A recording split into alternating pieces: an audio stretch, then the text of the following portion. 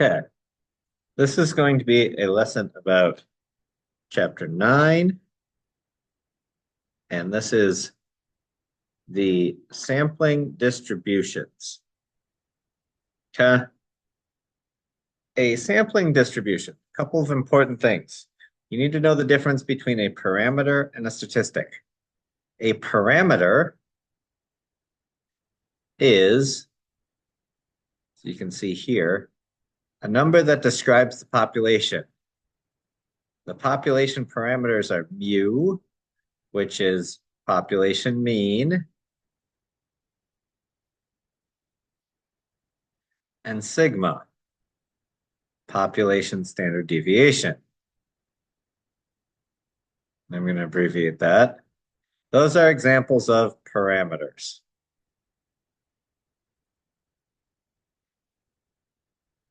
The statistic, on the other hand, is about the sample.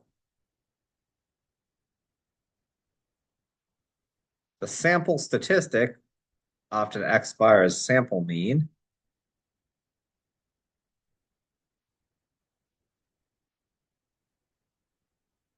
and S is sample standard deviation.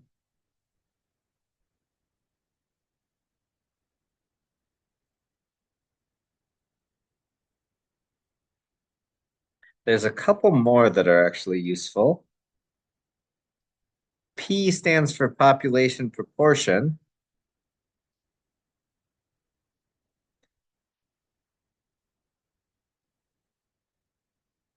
It has a sigma.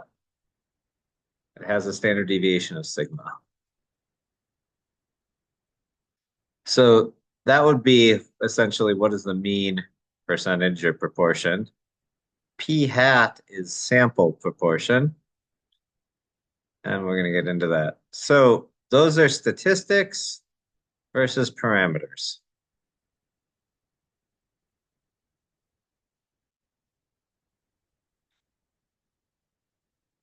Okay.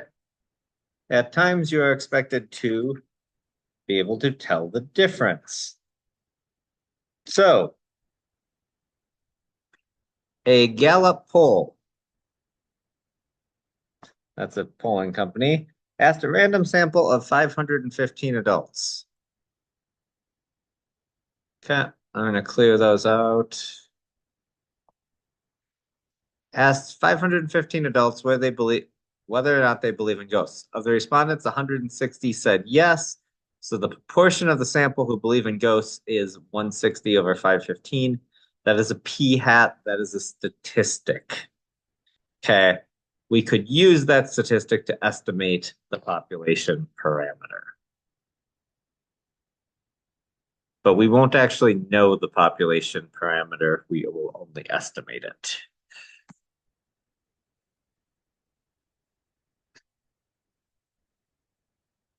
Okay, random digits. So, first off, sampling distribution. A sampling distribution of a statistic is the distribution of values taken by the statistic in all possible samples from the same sample size. So if I take a sample of, say, 1,000 teenage boys, the sampling distribution would be the statistic, usually the mean, of all possible samples I could get. Maybe I'm talking about number of calories consumed per day.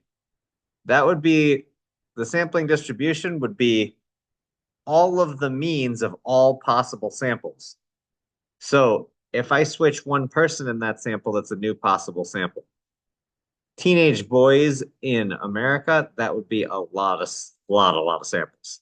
If I did just the high school boys at Alturas, we've got 70, maybe 80.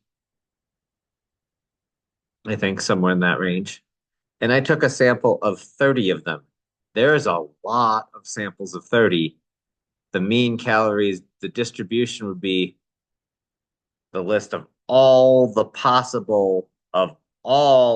the means of all possible samples of 30 from Alturas toys. Okay. Do we actually take all possible? No. But we're going to use that idea because we will find that it's very helpful for analyzing that I'm somewhere within all those possibilities, and we'll use that to draw conclusions later. So here we've got a random digit. Random digits are 0 through 9. They can be described by the random digit table. If I take a second random digit and I average the two, if I get 0 and 0, that averages to be 0. If I get 0 and 1, that averages to be 0.5. If I get 9 and 0, that's 4.5. 8 and 1, that's 4.5. So I get all these digits occurring from 0 to 9. If I graph and make a distribution of all those possibilities, it looks like a nice triangle. If I did this for more than 2, I'd get a very normal looking shape. It's symmetric, would not only be symmetric, but it would also follow that normal curve distribution. Okay. When you only do 2, it's not always this perfectly symmetric, but or close to normal. But this is a sampling distribution for 2 random digits. I took all the possibilities, I made a histogram of those possibilities. That's a sampling distribution. Now they get a lot more, and you end up with more possible samples. Notice that there were only 10 random digits, but I ended up with 100 possible samples. You end up with way more possible samples in most cases than you have in the population. So, describing a sampling distribution. Are you a Survivor fan? I think most of you guys know the show Survivor. It's been around since about 2000. According to the 2001 Nielsen ratings, Survivor 2 was one of the most watched television shows in the United States during every week it aired.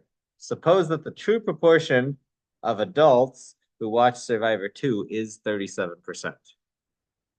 Figure 9.5, which we're going to show in a second, shows the results of drawing an SRS of 1,000 of size N, so 1,000 simple random samples of 100 from a population with a proportion 0.37.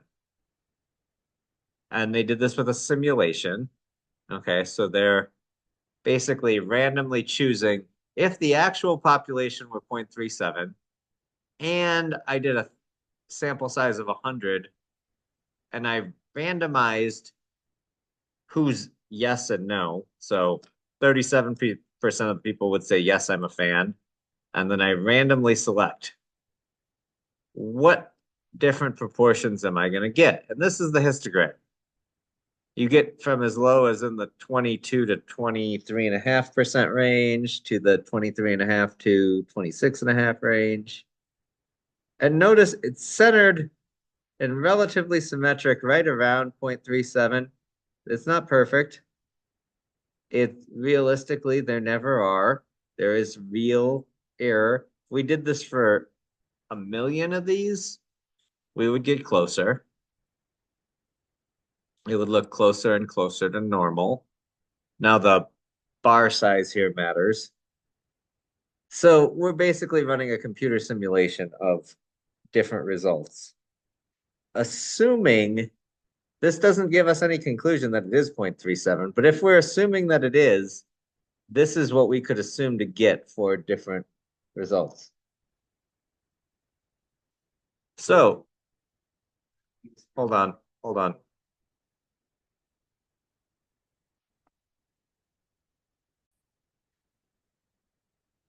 So, really key point there. This is the distribution of possibilities. If you ran this actual sample and it was 0.37, unbeknownst to you, you don't know where you're going to be in this distribution, but you're going to get a result that's in this distribution. It's most likely to be right here around 0.37. Okay.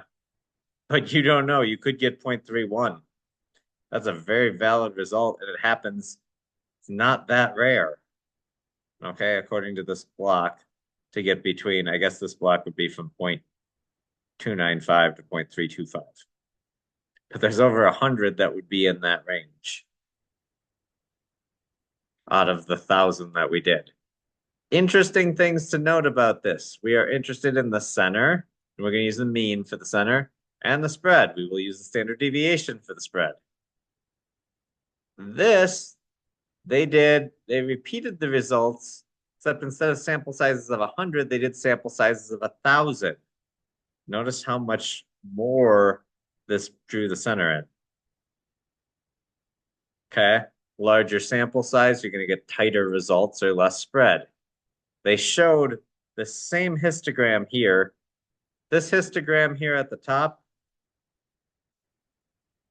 is of very little use, other than it is the same scale as the one we just used for sample size 100. So we can see that it's gotten quite a bit better.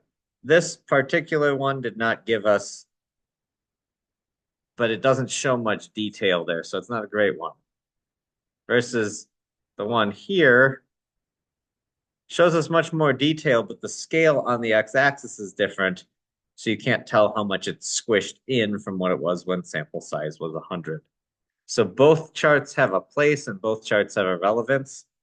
Notice that this one for actual samples, by some random variation, we actually have more at 0.38 when we used 0.37 as our value.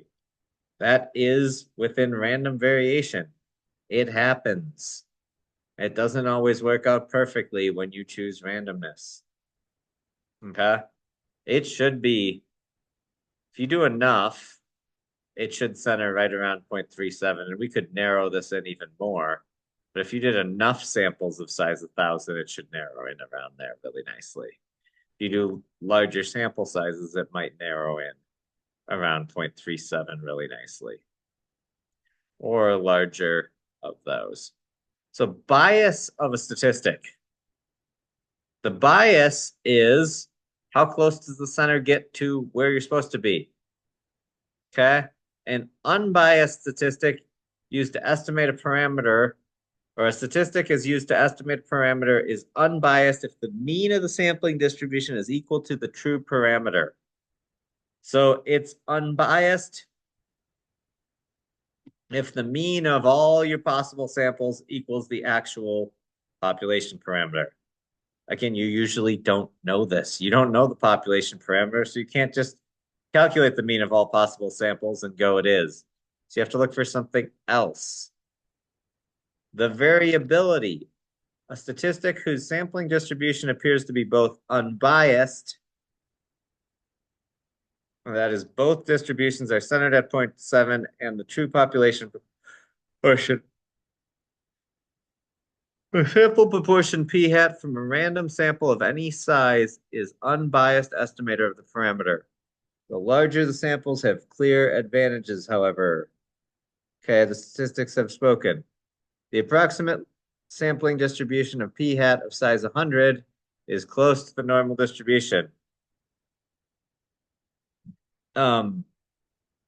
Although the size of thousands came in a lot more. The variability of the statistic is described by how spread out it is. The variability became much less when we had sample size 1,000. Okay.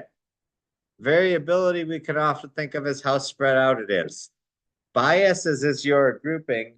So this is often done with targets. Okay. And I'll show it with like archery. Variability is represented by how much does it spread out. Medium variability.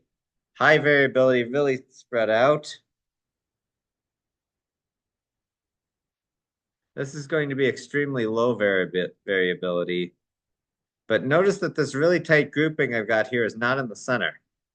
This is low variability, but it's high bias.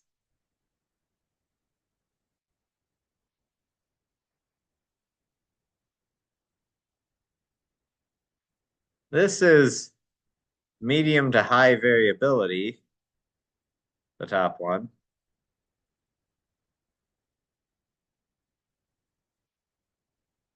But it's low bias because it looks like the center of the cluster is actually at the center.